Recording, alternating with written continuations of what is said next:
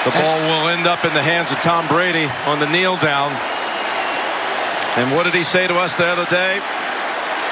He says, I pray to win another Super Bowl. So help me. I'll never ask again. Can I just get this one, he said. Until next year.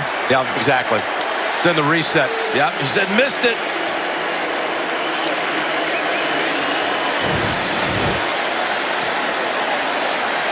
Belichick's going to become the oldest coach, supplanting Tom Coughlin, who was 65 when he beat the Patriots in Super Bowl 46.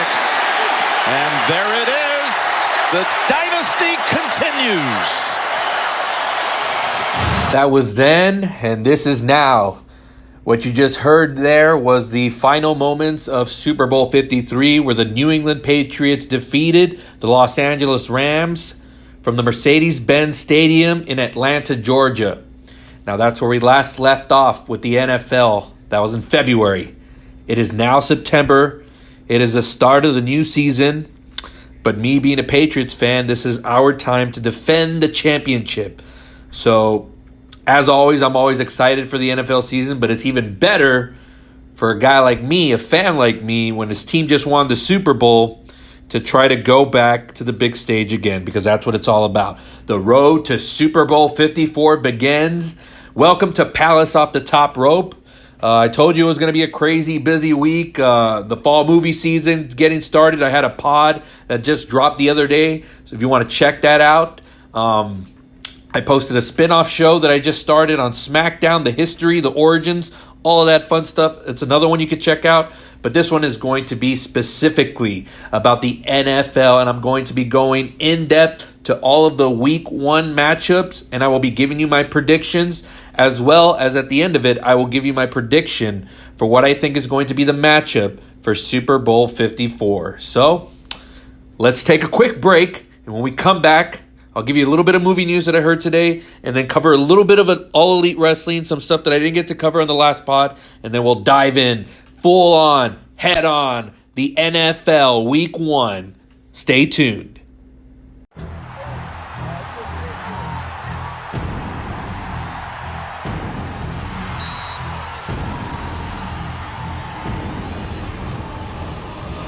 And then he says, by the way, Dad, how many headsets did you break this year? We go back a long ways, and we had experiences that we both kind of learned from. In retrospect, it might have been better for us had we lost one somewhere along the way. But when you get to the top of the mountain, you become the mountain. All right, welcome back to the show. So a couple of things that I want to, just quickly run through before we get to the full-on NFL Week 1 predictions.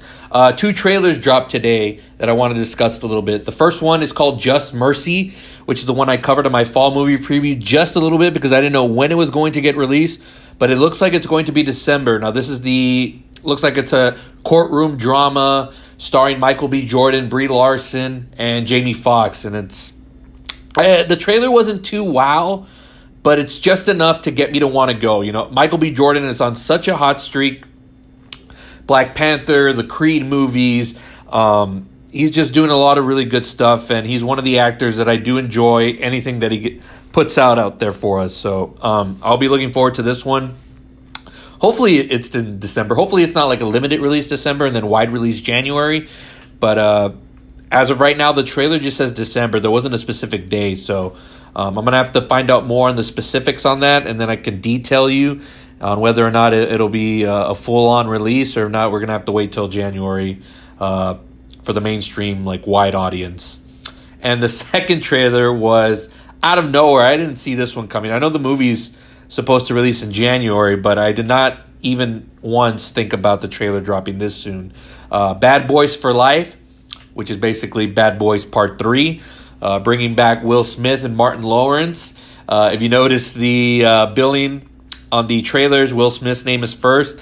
Back in the day, when these movies were really making those money, Martin Lawrence was the top billing, but since then, the landscape has completely changed, and the only big star still, with gravitas that you can bill as a top star is of course, Will Smith. He's had a little bit of a resurgence. We'll see how Gemini Man does in October. That's an original like sci-fi type movie. But yeah, Bad Boys for Life. I don't know. It's gonna feed off the nostalgia, and that's all basically when people are doing like these legacy sequels now. And I get it. You can come after me and say like, well, what about Rambo? Like, yeah, but Stallone's been relevant and still like doing things throughout the years. He puts out something every couple of years, and again, it's a passion project. It's something that it's got his full heart and blood and guts into it, so to speak. But I don't know, this Bad Boys for Life really just looks like a cash grab and just to strictly feed off the nostalgia. There's nothing about it that looks any different than the other two movies other than they're just older now. So I'm sure there's going to be a lot of interaction with them and like younger type cops and old school versus new school. Joe Pantoliano's back in it. That's something that was a sight to see. I haven't seen him in a while. Not sure what he's done since. Can't even remember the last thing he was in. But it was pretty cool. That was probably the cool part for me, being a movie geek. I like these little character actors, and seeing him pop out in that trailer was probably the best thing. But other than that, I don't know. It's a January release. There's probably going to be nothing going up against it, so it's going to make money, and people are going to go out to see it. It's not directed by Michael Bay. I'm going to look it up here real quick on who's the director for this thing, but yeah, it's really weird it being a January release. But again, everything's just so much different now. You can pretty much release a movie whenever, and if it's got the marketing and the hype behind it, people are gonna go see it. So I'm looking it up here. It's there's two directors listed on here on IMDb.com. It's Adil El Aribi and Bial Falah. Not sure who those guys are, but Joe Carnahan is a writer. I do like him, but we'll see. This is, like I said, it looks like a quick cash grab, but I don't know. I really hated Bad Boys 2. The first one I'm okay with, but Bad Boys 2, I remember seeing that in 2003, and I thought it was just super over the top, and some of the action in there was just ridiculous, to the point where it was just like, oh, like I was looking at my watch. I remember being in the theater like, come on, man, like let's get this over with. It was one of those movies that was super long too, but I know that's one of Michael Bay's things, so maybe this one will be shortened down to like a good maybe 2 hours or maybe less. But yeah, those are the two newsworthy topics in the movie world. And then a little bit of AEW I didn't get to cover on the previous pod on wrestling that I enjoyed this week. I didn't get to see the All Out pay-per-view event that was on Saturday. I had my kids with me, and also I was really taken aback that Jon Moxley wasn't going to be involved, and that was really the selling point for me. And his matchup with Kenny Omega, that just didn't take place, so my interest in it kind of dwindled. But I read reports that the event was pretty good. My prediction was correct. Chris Jericho walked out the first ever AEW champion, defeating Adam Hangman Page. So that sets the stage for their debut on TNT, which is coming Wednesday, October 2nd. So they're not going to have any more, little events on Bleacher Report or any pay-per-views. We're a month out, so the next time we're going to see these guys is going to be on live television. They're going to have a weekly show, 2 hours every Wednesday, live all the time. So the stage is set for that. Jericho's going to be walking in the heavyweight champion. We have our women's title match to crown the first ever AEW women's champion. That's going to be Nyla Rose, who won the Casino Battle Royale at the pre-show pay-per-view event. And then during the actual all-out event, there was a match between Riho and Kushida or Zushida. I forgot. I'm butchering this woman wrestler's name, and I apologize for that. But Riho did get the win over this wrestler, and it's going to be Nyla Rose versus Riho for the women's championship. So you already got two big things setting up for the opener on October 2nd. The women's championship match, Chris Jericho, the heavyweight champion. And then I think you're also going to have a 6-man tag team match, which is going to be Kenny Omega and the Young Bucks against, I believe it's Chris Jericho and two mystery partners. And then also Cody against Sammy Guevara. So a lot of upkeep, a lot of high promising stuff for AEW. They're just on the uptick. They've got so much momentum right now, and even free publicity right now, because As most of you diehard wrestling fans have known, Chris Jericho got his AEW belt championship stolen. He was eating out at a Longhorn Steakhouse, and I believe there was a mix-up with the limo driver and with luggage and all that stuff, and it got stolen. But luckily, it's been retrieved by the police. An actual police report was filed for this thing, so it's not a work. It was for real. But they've gone publicity over it. AEW's capitalized and had Jericho cut promos on it, and everybody's having a great laugh over it. And it's been it's something serious, but it's also something that they're just running with it and just making a joke out of it. So yeah, that's what I wanted to cover real quick on AEW, and then the movie news. Got that out of the way. So let's take one more break, and then we'll get into it, guys. NFL Week 1 predictions and picks coming up. Stay tuned. This is Palace off the top rope. That's the thing about kicking off the NFL's 100th season. I don't think there's anybody out there who can possibly put that into words. I can. Betty White? Well, B-Dog's talking now. 100 years of NFL history. The Packers and the Bears. There's only one thing more badass than this year's kickoff. And you're looking at her. Welcome back. All right, let's get into it, guys. NFL Week 1. The season kicks off tomorrow. NBC, a special edition of Thursday Night Football. It's going to be the Green Bay Packers visiting the Chicago Bears. And for some of you wondering, you're like, what is it about this matchup that's the reason for the kickoff? Why are they using this matchup? It's like, isn't it usually the Super Bowl champions kicking the season off? I don't know. That's what's got my head scratching for, whatever reason the NFL in its 100th celebration, it was founded September 26, 1920. For some reason, they just want to go with the oldest rivalry in the game, I guess, which is the Packers and the Bears. Instead of kicking it off with the Steelers and the Patriots, where we're going to raise our 6th championship banner.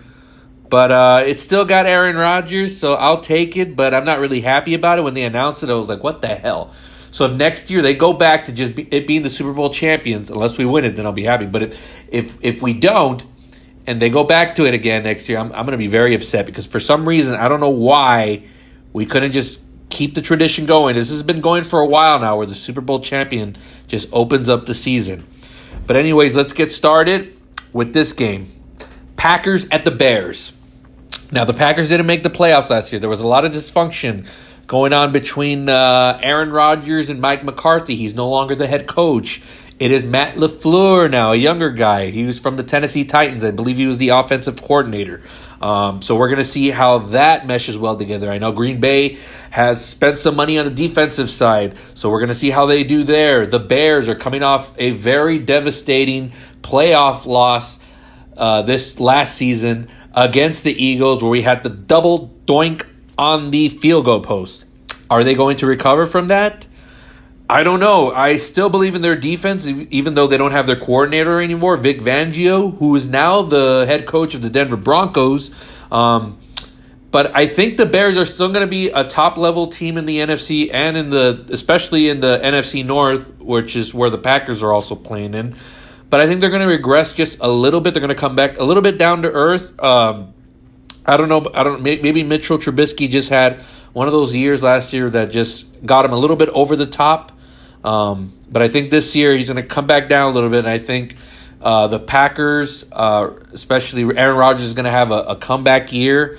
I think he's got a coach that's going to let him play a little bit more loose and not, necessarily sticking to the game plan if they're going to have to ad-lib, which is what he does. So Aaron Rodgers at this age, he is who he is. So I'm going to go, this is bright lights.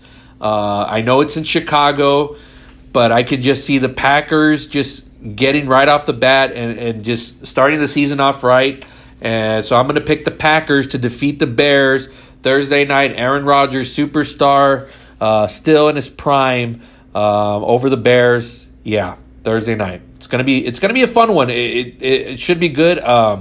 I don't think I'm going to be able to predict the score, but I don't know if it's going to be super high. That Bears defense is good, and I think the Packers defense is going to step up just a little bit. But of course, I'm expecting the Bears to fall back a little bit with Trubisky. So once again, the Green Bay Packers over the Chicago Bears. That's my pick for the Thursday night game. Let's head into Sunday. We're going to cover the first 7 games, which are all at 1 o'clock Eastern. The first one I want to talk about is the Los Angeles Rams visiting the Carolina Panthers.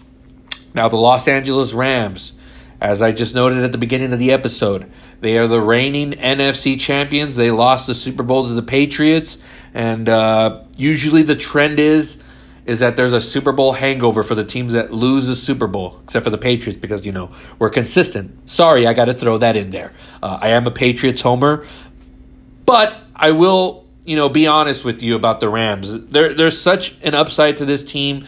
That coach is so young, Sean McVay. I'm sure he learned a hell of a lot during that Super Bowl loss. It was a good learning experience to get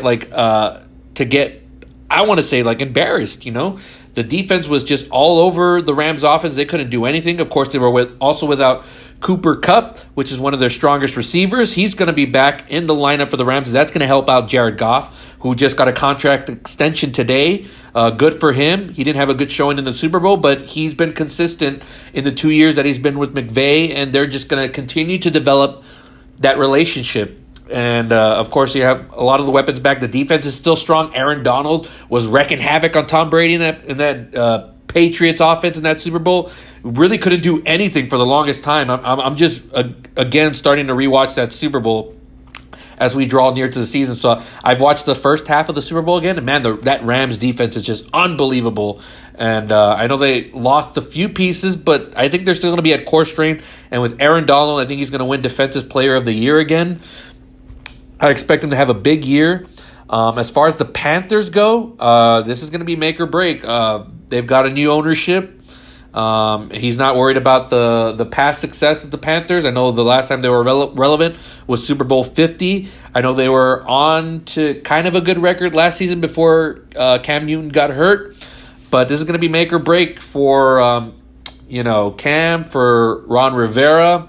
It's going to be, they're going to be walking on eggshells this season. So I think it's going to tip not in their favor. So I'm going to go with the Rams coming back strong, and I think they're going to have a good record again this season. That NFC West is going to be super interesting, but I am going to pick the Rams over the Panthers because I think the Panthers just have too much at stake as far as getting it done.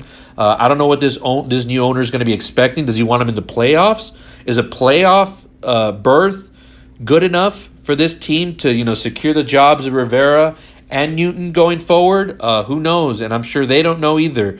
And I think it's just it's not going to go in their favor. And the Rams are just they're gonna lick their wounds from the Super Bowl, and they're going to start off strong. I don't think they're going to have that Super Bowl hangover. I think we'll see them in the playoffs again. I don't know how far they're going to get, but I do see them getting back to the playoffs. They won't miss it. So Rams over the Panthers. It's a road game, but I am picking them. Next game on the slot is the Washington Redskins at the Philadelphia Eagles. Carson Wentz was hurt for the last part of the season. Nick Foles had to replace. They made it into the playoffs again. They beat the Bears up until losing to the Saints after almost getting past the Saints. So the Eagles are still pretty good, and now Carson Wentz is back at the helm. I'm sure he's taking a lot of responsibility over those reports that came out of him not being that good of a teammate. And, Nick Foles is now out of the picture, so it's completely his team. There's no quarterback controversy. Should be an easy win. I'm not expecting much from the Redskins. They're still in a rebuilding year. I think they're a rebuilding franchise. I'm not expecting much from them. They're going to be at the bottom of the barrel with the Bengals, the Dolphins, and I don't know, maybe even the Jets. We'll see how good they do. But this should be an easy one at home for the Eagles. Not really much to cover in this one. Yeah, should win pretty handily. Eagles over the Redskins. Next up, we got the Buffalo Bills at the New York Jets. This one, I haven't really followed anything that's going on behind the scenes, and I know they're in my division, right? But I was more focused on other storylines going on in the NFL. The Jets, we all know they got Le'Veon Bell. That's going to help him. Sam Darnold in his second year, how's he going to do? The Buffalo Bills, I can't even tell you who's their quarterback. I mean, I know I should be well informed on this, but for the Bills, I don't know. I know I've been watching like the media shows and all that, and they one of them has the Bills as a wild card team this year for the playoffs. I don't know about that. But it's the Jets at home. I think Le'Veon's going to have a strong showing. I know he hasn't played in about a year and a half, almost 2 years, I think. He hasn't been hit either, so we'll see if he's, brushes that off real quick and has a strong game. I'm going to go with Darnold and Le'Veon Bell here. The Jets will pick up the win at home. Next up, we got the Atlanta Falcons at the Minnesota Vikings. I've been a Kirk Cousins guy. I'm happy for this guy's little success that he's had and the money that he's gotten. But, it's put up or shut up time. And the Vikings were about a season and a half ago were on the verge of reaching the Super Bowl in their own home stadium. And now we're talking about maybe they're going to be third in that division with the Packers on the rebound and the Bears still maintaining some type of dominance in that division. Where do the Vikings stack up? What's going to happen here? Kirk Cousins has got to deliver. I'm expecting a big year for Thielen. There's one of the receivers that's just been awesome and fun to watch over these last couple of seasons. The Falcons are going to be interesting also. They had a lot of injuries last year that really pretty much eliminated them. But they have all the weapons to make this division in the NFC South interesting. I think it may come down to them and the Saints, and we'll see what happens there. But as far as this matchup goes, again, the Falcons should be back to full strength, and hopefully they can continue to be like at least an above 500 team in that division. So I'm going to pick them over the Vikings at home, or over the Vikings who are going to be at home. So Falcons over the Vikings. Up next, we got the Baltimore Ravens at the Miami Dolphins. Now, we all know what's going on with the Miami Dolphins, and we all heard the news this weekend of them trading away Kiko Alonso and, all of this stuff that was just going on with them. Brian Flores is the new head coach. He was the de facto defensive coordinator for the Patriots. I'm glad to see him get this opportunity, but I don't know what's going on with ownership there. A lot of talk of them just tanking the season. Ryan Fitzpatrick's going to start, but we all know he's hot and cold.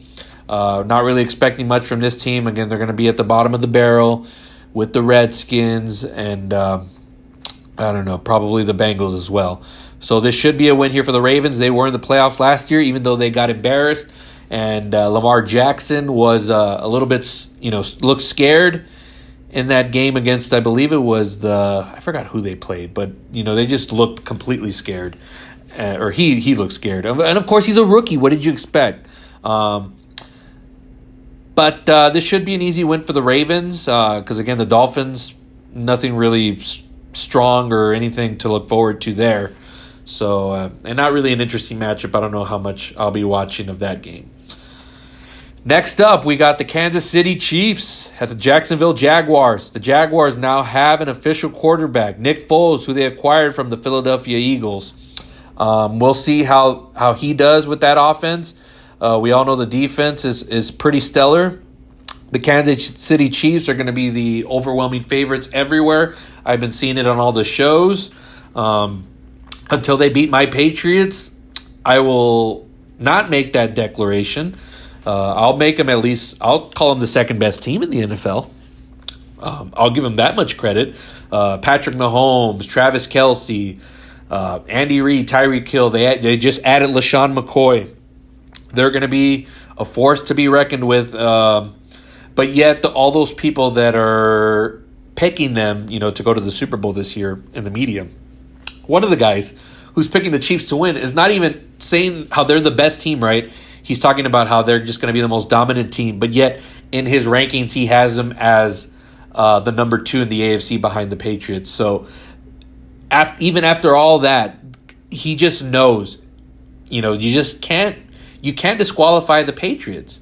They got to prove it. We beat them twice last year.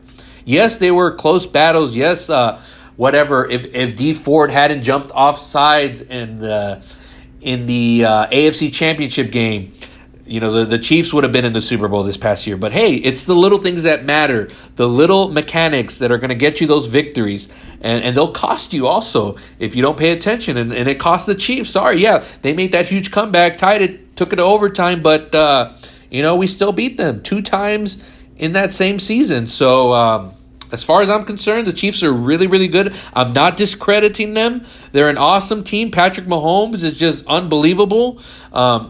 Is he going to have like a 50-plus touchdown season again? That remains to be seen. He says he's all about winning and just getting the team to where it needs to be and not focus so much on stats. But we'll see. It looks like he's one of those guys that secretly is about his stats. But that's just my personal opinion. But anyways, they should easily take down the Jaguars here unless Kansas City is just completely full of themselves and the Jaguars make this an interesting matchup. If I'm looking at it, this one is the most interesting of the 12 o'clock games, along with the next one that I'm going to talk about. But I'll still say the Chiefs will beat the Jaguars in this one. And the final game of the 12 o'clock hour, 1 o'clock games, it's going to be the Tennessee Titans facing the Cleveland Browns at home. Now, a lot of hype is going into the Browns. Baker Mayfield, OBJ, just all this hysteria and talking about how the Browns are going to be the face of the AFC North. They're going to get into the playoffs. They may get into the playoffs, but probably as a wild card, in my opinion, because you still got the Steelers and the Ravens to deal with in the AFC North, and those aren't going to be easy games to win. There are a lot of flash, but it's all about what you do on the field. Remember a few years ago, everybody was talking about, and it may not be a few years ago, it's been like a while, but remember there was that one time, that one season where the Eagles had this supposed dream team. On paper, everybody was talking about how awesome they were going to be, and they just completely underwhelmed. Now, I'm not saying that's what's going to happen here with the Cleveland Browns, but let's just pump the brakes. Let's see what they do on the field. I'm interested in this game and the Chiefs-Jaguars game at noon. Now, hopefully they show these games where I'm going to be watching them. But if the Titans are going to be also in a race there for the AFC South. Now that Andrew Luck has retired, the Colts aren't really a surefire thing anymore. We're talking the Houston Texans got a shot. They've won a division a couple of times in the last few years. And the Titans are right there, but I don't know about Marcus Mariota. They gave a beating to my Patriots last year. Mike Vrabel has proved to be a decent enough coach. Derrick Henry is an awesome running back.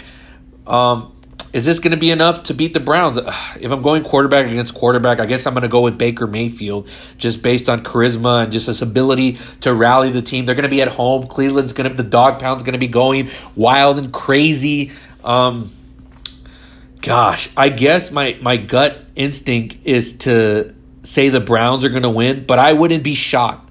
I wouldn't be shocked if the Titans pull out a fight here and just eke it out for some reason. But I'm gonna stick with my gut. The Cleveland Browns will beat the Titans at home, and it'll just set up this hysteria of Browns mania. And good for the city, good for them. They had their one championship with the LeBron and the Cavaliers, but the Browns have just been so irrelevant for all this time. I guess it's good for them to get the spotlight a little bit, but pump the brakes on them just running roughshod on the entire NFL. But again, I'm a fan of superstars. Baker, OBJ, let's see what's up. Let's see if they cook up something special here and all these highlight reels as we're probably going to see throughout the season. And those are the first 8 games that I've covered here on week 1. And I want to take a little bit of a breather here before we get to the final half of week 1. This is a pop culture podcast, right?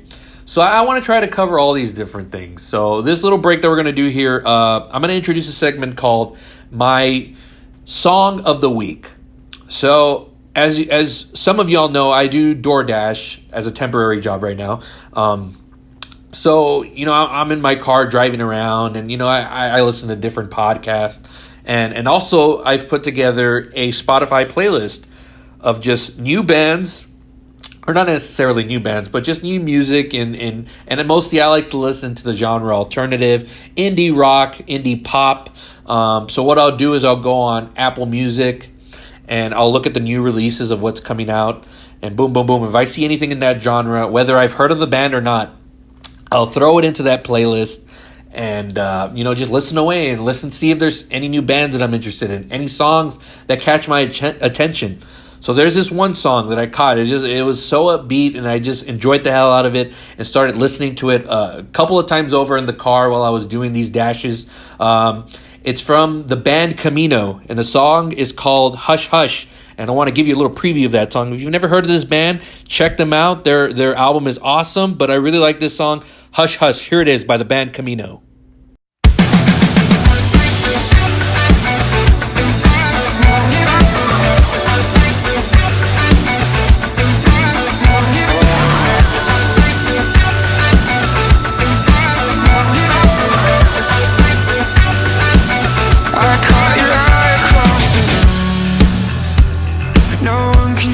Tension between me and you. There's no need to mention all the things I wanna do. You wanna do them too. We both know we'd be over if they knew. Yeah, we both know we'd be over if they knew. Hush, hush, don't give it away. We'll both be better off if no one knows. Hush, hush, got nothing to say. Just keep it to yourself till we get home. Don't touch, they're looking away. If anybody asks, we left alone. Hush, hush, don't give it away. Hush, hush, don't give it away.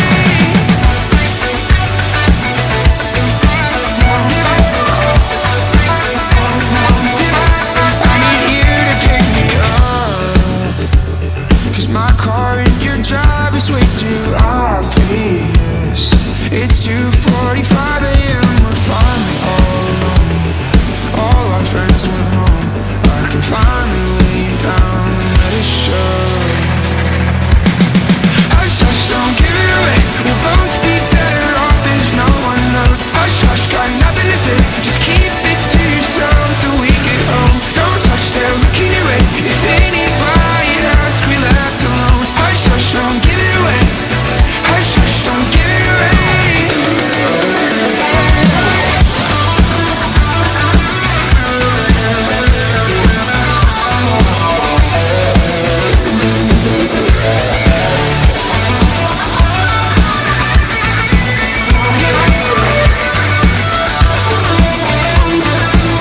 Hush, hush, don't give it away. Hush, hush, got nothing to say. Hush, hush, don't give it away. We'll both be better off if no one knows. Hush, hush, got nothing to say. Just keep it to yourself till we get home. Don't touch, they're looking away. If anybody asks, we left alone. Hush, hush, don't give it away. Hush, hush, don't give it away. Don't give it away. Don't give it away. Don't give it away.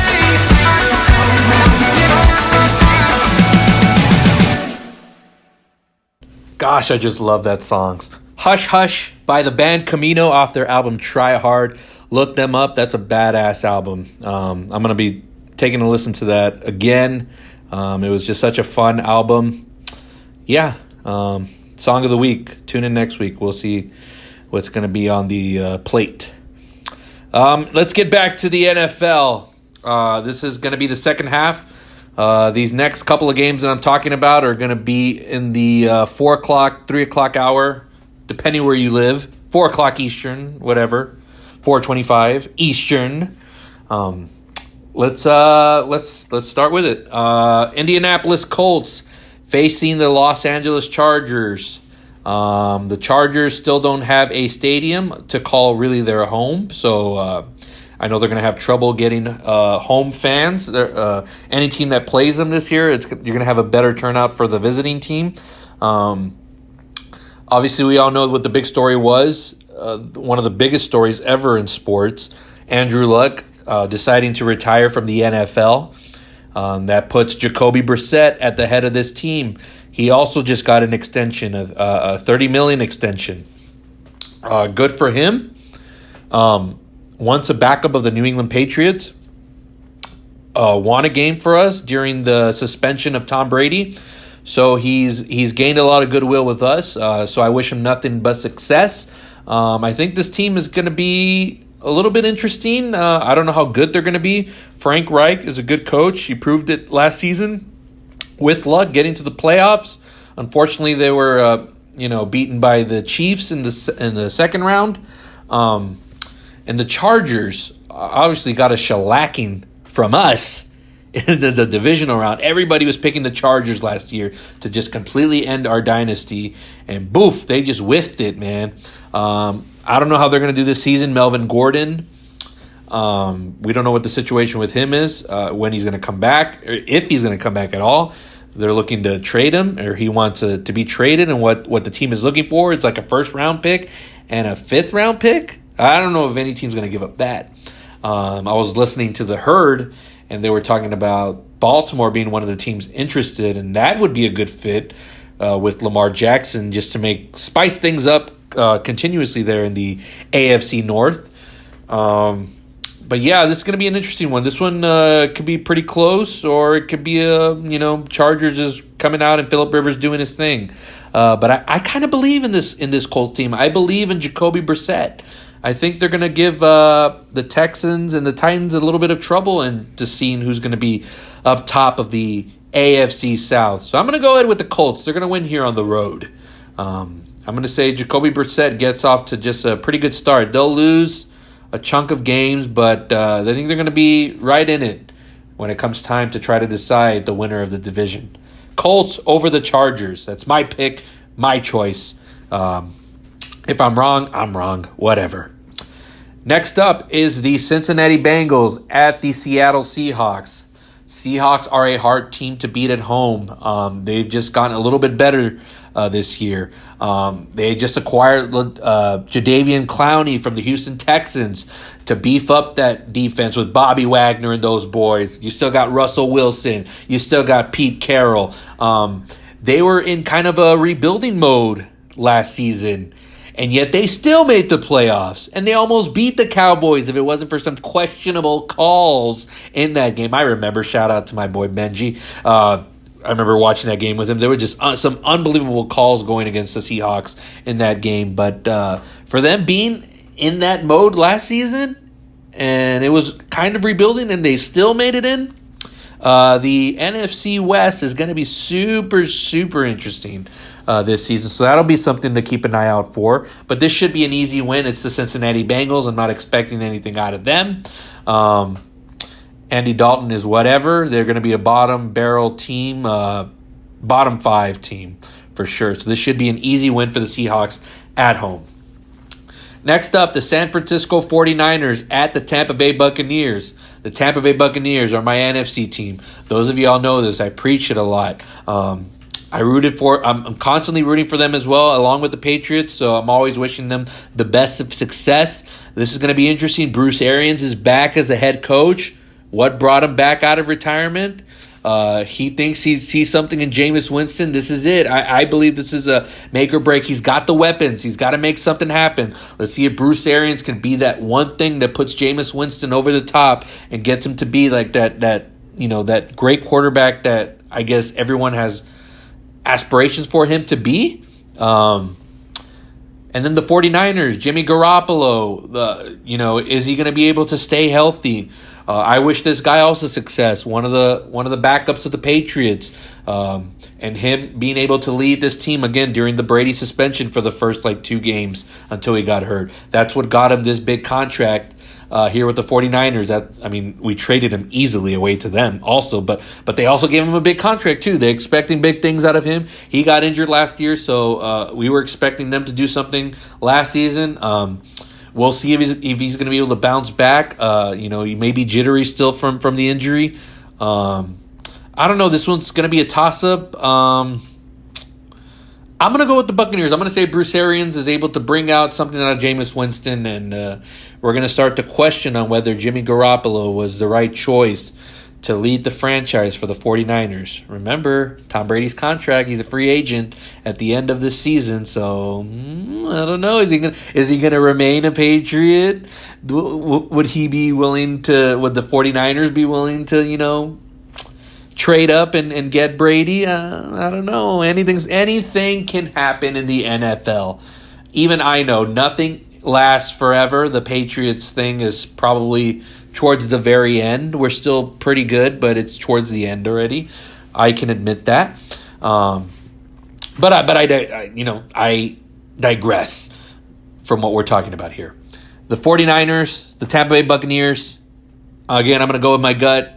It may sound like I'm a homer, but I'm going to pick them anyway. Tampa Bay over the 49ers, week 1. We won't really know that much. I can make all these predictions, and everyone around, the league, around the nation can make all these predictions and what teams are going to be. But we don't know. It's week 1, No team is going to be the same as they were as they start.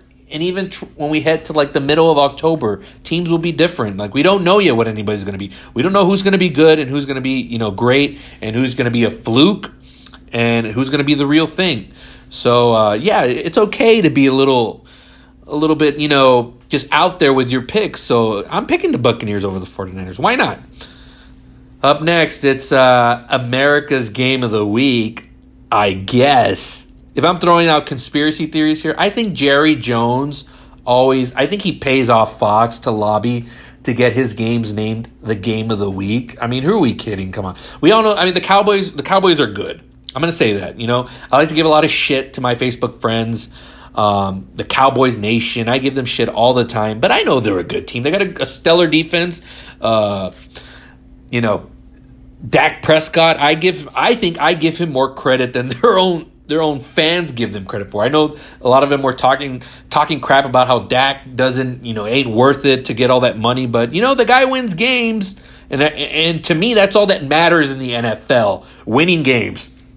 I could care less if Tom Brady threw 20 touchdowns instead of 50, because who ended up with a championship ring at the end of it? Was it Patrick Mahomes? No, I don't think so. So yes, while Dak Prescott may not be the most flashiest, may not, have all the, drama and all that. I know he's a Cowboy, so you're going to have the drama anyway. But he himself is not really that dramatic. But this guy can come up big when he needs to. He can win you the games. And I think Cowboys fans take that for granted. I think they would much rather have the dramatic theatrical antics like a Tony Romo brought. He would bring all that, the superstar, the quality, all that really rambunctious character. But when it came down to crunch time, they wouldn't win. And that's what it's about in the NFL. But I digress from that point too. They're playing the Giants. Is this going to be Eli Manning's final year? Daniel Jones has been somewhat impressive in the preseason and at practice from what we hear, but who knows? That could all be smoke and mirrors. Saquon Barkley is probably their best weapon at running back, but I don't think that's going to be enough for this team to really do anything this year, unless Eli, for some reason, is just completely rejuvenated at all this talk of Daniel Jones, that he just has, one hell of a season, and we end up with the Patriots-Giants trilogy in the Super Bowl, which is what I want, because I still want to avenge that loss, for crying out loud. That just eats me inside. Very little, but it does. But realistically, I don't think the Giants are going to really be anything this season. The NFC East is going to come down to the Cowboys or the Eagles. So I'm picking the Cowboys to win at home in, I guess, America's Game of the Week. The other 3:25 Eastern game is going to be the Detroit Lions at the Arizona Cardinals. The start of the Kyler Murray era with Cliff Kingsbury, the shades, the polo, the young-looking guy, the guy who got a job because of Sean McVay or whatever, all that stories that were going on, all these different people getting jobs because they somehow had a connection to Sean McVay. So we're going to see how that pans out. That's going to be a fun story.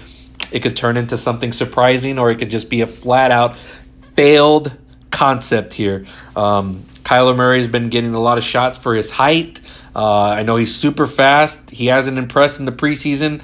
I saw a little bit of him, of course, just because watching Hard Knocks with the Oakland Raiders. That's probably the most I saw of Kyler Murray. But other than that, we're gonna see what he's got. And against the Lions, Matt Patricia, year 2.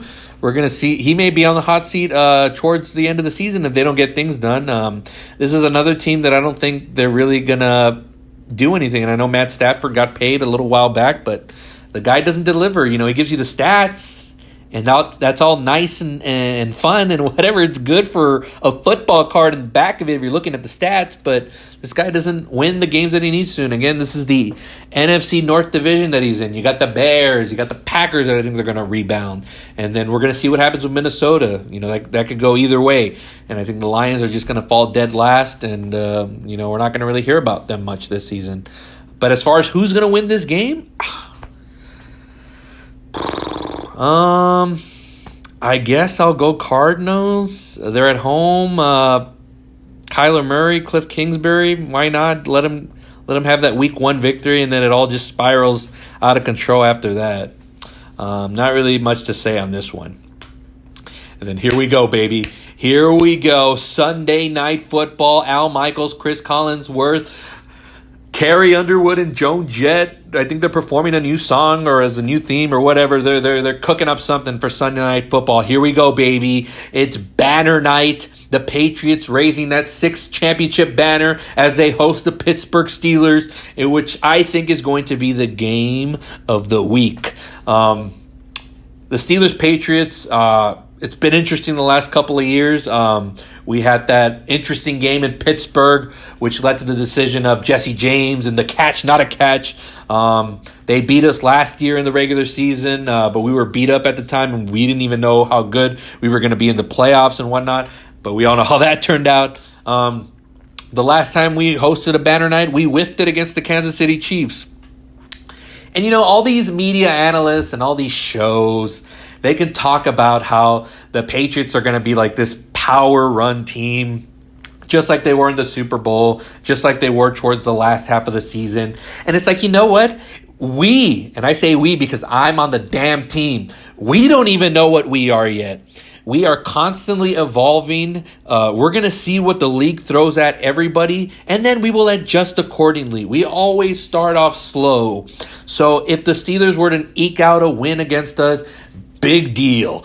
We're not good until we get really into October, and that's when we go like pretty much undefeated throughout that whole month. And it's my birthday month, so I'm even in a much happier mood. Not just because of that, because the Patriots are just winning games, and I'm like dabbing all over the place. And then we get into November football, and then we find out the real contenders. But the Patriots are always morphing around that time, around Thanksgiving, and you find out what this team's really going to be all about, and then ram, we get right into January in the nitty-gritty where it all counts. So we don't know what we are yet, and all these media and analysts want to pretend like they know what we're going to be this season, what type of team we're going to be.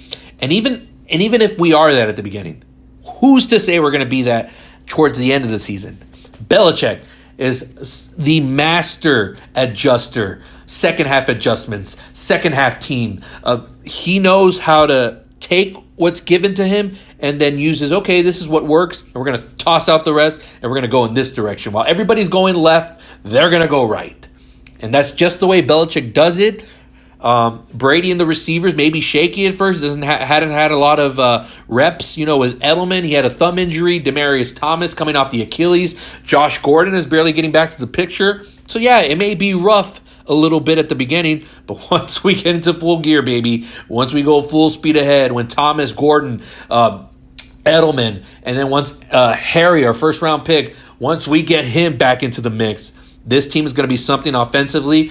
But what I'm also really excited about is that this is going to be, I believe, a top 5 defense led by Stephon Gilmore, the McCourty twins. We acquired Michael Bennett. That's going to be huge on the defensive line. We're going to see some sacks, baby. And I know the Patriots are not really used to rushing the passer. We're going to get some sacks this year. I feel it. I feel it in my bones. But as far as who's going to win this game, I got to go with the home team. Brady's undefeated at home against Roethlisberger, and I think he's just going to continue that trend. The Steelers, though, are going to be a surprising team this year. They didn't make the playoffs last year, but now they don't have the distraction of that damn Antonio Brown. They've been 1 year removed from Le'Veon Bell, but they got James Conner. I like Juju Smith-Schuster, great receiver. They got that guy Washington, that's also another great receiver. The Steelers are going to be good.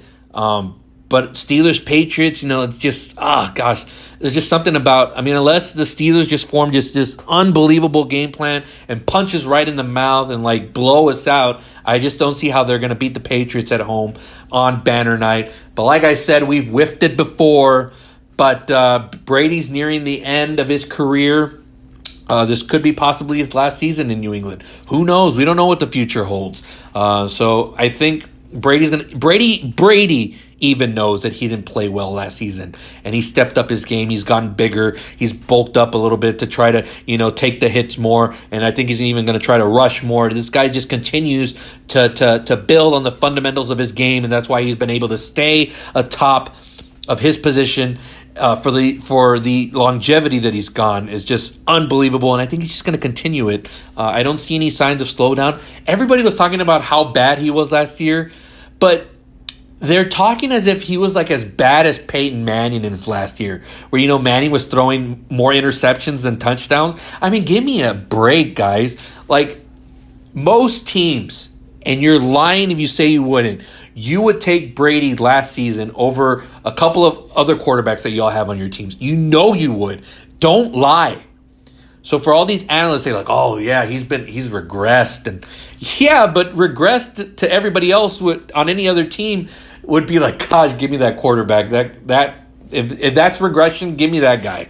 If I'm the Detroit Lions, give me that Tom Brady. If I'm the Giants, give me that Tom Brady. The Bengals, we'll take him. So, yeah, is he not as in top form as he was maybe during the Atlanta Falcons Super Bowl that season where he just came back with a vengeance? Yeah, but his regression has been super slow. It's not completely off the cliff as a Max Kellerman is predicting it's going to be. This is not like Peyton Manning, guys, and I hate it that they're making it seem like that. So it's easy to sway and people be oh, okay, well, yeah, the Patriots aren't going to be that good. But we all know what happens come January, guys. We all know what happens. So, again, I know I've spent a lot of time on this game, but this is my team. This is my podcast, all right? If you want to come on this show, if you want to come and debate me, I'm always welcome to that. This is an open invitation to anybody. Come on my show. We'll talk football. I love to debate. I love to hear the negative energy fed my way. I can take it, but you better be willing to get it dished at you as well, because I can dish it with the best of them. So I'm telling you, the Patriots will win on Sunday on banner night. I won't have it any other way. But if we lose, whatever. It's September. Oh, that's it for Sunday. And let's move into the 2 Monday night games. Yes, it's always a doubleheader on opening week because all the teams got to get their games in. The first one is going to be the early game. Is going to be at 7:10 Eastern. This is a good one. Usually the Monday night games are kind of skippable the first week, but this first one's going to be good. The Houston Texans at the New Orleans Saints. The Saints, we all know what happened to them. They got robbed. I'm going to say it. They got robbed out of the Super Bowl. It should have been them and the Patriots. That's what I had predicted. The Saints and the Patriots. Breeze Brady. That would have been a tremendous Super Bowl. Most teams, I think, would be completely devastated by this. I think the Saints are going to use this as motivation. Kind of like when the Spurs did when they lost the finals to the Heat that first time. When, just Ray Allen just devastated us with that shot, that three-pointer. We just couldn't get over it and, lost it. But then they came back the next year, and they came roaring back. And, Tim Duncan declaring, we're going to get it done this time. I think the Saints, I'm going to make a bold, this is probably my first and only bold prediction for the entire NFL season. I think the Saints are going to be a team that's going to be, out for people's heads. I think they're going to be blowing teams out just to spite the NFL. I can see Sean Payton with that kind of mindset. Screw that. We're not going to let it be close. We're going to be blowing out teams. We're going to be throwing 30, 40 times a game, like whatever it takes. They're going to be blowing out teams. Michael Thomas and Breeze are just, I think, are going to be candidates for Offensive Player of the Year and maybe even MVP. I think Breeze is just going to be motivated more than ever because they know they should have been in the Super Bowl this last year. So, and I think they'll make it deep into the playoffs again. We'll see how things shape up, but yeah, I think that, again, bold prediction, guys. This may or may not even happen. But I'm going to say the Saints are going to be on a tear, and they're going to be that team where it's like, holy crap, they're just stomping people because they want to send a message, not necessarily to the teams, but more to the league and, to Roger Goodell and the officiating squads and all of that. This is going to be a fun team to watch because a lot of the key components are still there. So, yeah, and I'm rooting for them. I love Drew Brees. It's my sister's favorite team. I was an honorary Saints fan when I took her to see them against the Cowboys at Jerry World. It was fun. The Saints won that game. I love Drew Brees, stand-up guy. He's in the same pantheon as Tom Brady, just like stand-up guys and all about the team. So I wish this guy nothing but success, and I want to see him in one more Super Bowl and possibly win it. So that'd be great for him. So I'm going to pick them over the Texans, even though the Texans are going to have a pretty good squad this year, and they'll be, of course, vying for that top spot in the AFC South along with the Titans and probably the Colts too, but we'll see how that shapes out. But for this one, Saints at home, just like the Seahawks, this team is hard to beat at home, so I'm not going to pick against the Saints, so I'm going to go with them. And the final game, Monday Night Football, this will be at 10:20 Eastern. It'll be the late game. The Denver Broncos visiting the Oakland Raiders. Now, I've been watching this team on Hard Knocks, and, it's all about the drama, of course. Antonio Brown. You got the character in John Gruden. If you watch the Hard Knocks show, it's all about that guy, man. It's all about him making himself look good. Obviously, the whole thing with Antonio Brown's feet and the helmet issue, it's all the feet thing is a serious thing, but the helmet thing was just so stupid, man. Just adapt. Brady adapt. He doesn't like a lot of these guys in the NFL don't like a lot of the new helmets, but they make the adjustments. They deal with it. It's just adapt or die, as Brad Pitt says in Moneyball. Adapt or die, and I think it's going to cost them. This guy's just too much of a diva. I think he's going to get fed up with Derek Carr early in the season. I don't see them going far. They're in the AFC West with the Chiefs, the Chargers, and they're playing the Broncos also. Joe Flacco's the quarterback now. They got a new coach in Vic Fangio, the defensive coordinator from the Bears.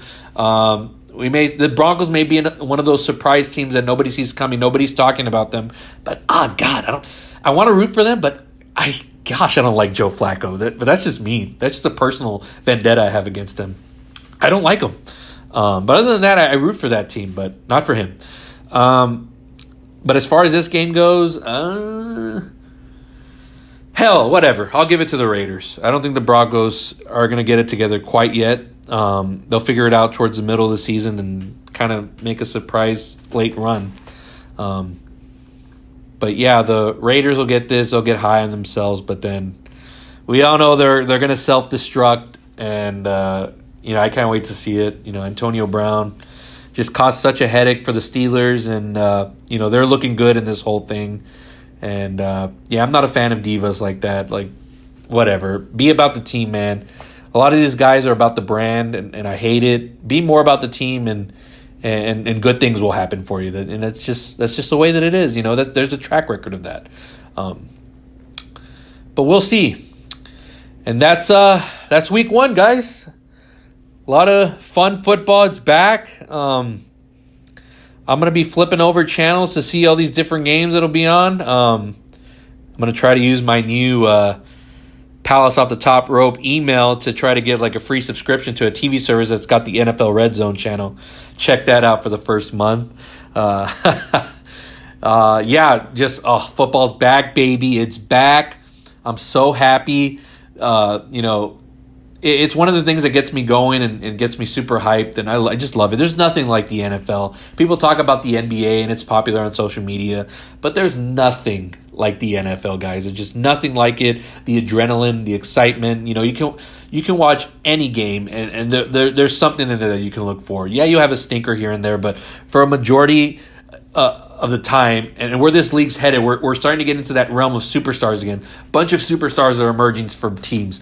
I don't like the overhype of the Browns, but I can't deny the superstar in the Baker Mayfield and, adding in OBJ.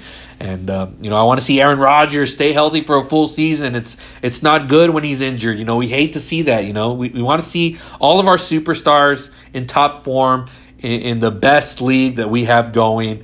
And, let's kick it off. Super Bowl 54 in Miami. Welcome to Miami. Welcome to Miami. The only reason I don't like that it's there is that Brady always struggles playing there. So I'm rooting. And let me give you my Super Bowl prediction, right? Super Bowl 54. I told you guys that at the beginning of the episode that I was going to make a prediction for the Super Bowl. This is real quick. This is before anything gets, underway. Towards the middle of the season, maybe I'll update my pick. But I'll update it only once. So you get my preseason prediction. And again, I can still say that because we haven't kicked off yet. And then I'll get one like post-Thanksgiving. Like right after Thanksgiving, I'll either adjust or it'll be completely different or it'll stay the same. But I'm going to say right now, it will be the New England Patriots in a rematch, in a trilogy with the Philadelphia Eagles in Miami. But this time it'll be Carson Wentz and not Nick Foles. And that's my prediction. The New England Patriots and the Philadelphia Eagles. Super Bowl 54 in Miami, the Hard Rock Stadium. Can't wait to get this started. Thursday night, tomorrow, Bears-Packers. Hope you all tune in. And we'll see how I'll do. I'll keep a track of my predictions, rankings, and all that stuff. So we'll see how I'll go, whether I go, 12-4, whatever. It's back, baby. I'm so happy. Thank you for joining me if you've listened. I know this episode's gone on for long, but we got to cover all the games, and I'm going to be doing that week to week. This may be its own special podcast, specifically on the NFL. There's going to be just so much to cover and so many storylines, juicy storylines as the season gets underway. Woo! Football, baby. This has been Palace Off the Top Rope. Have a good night.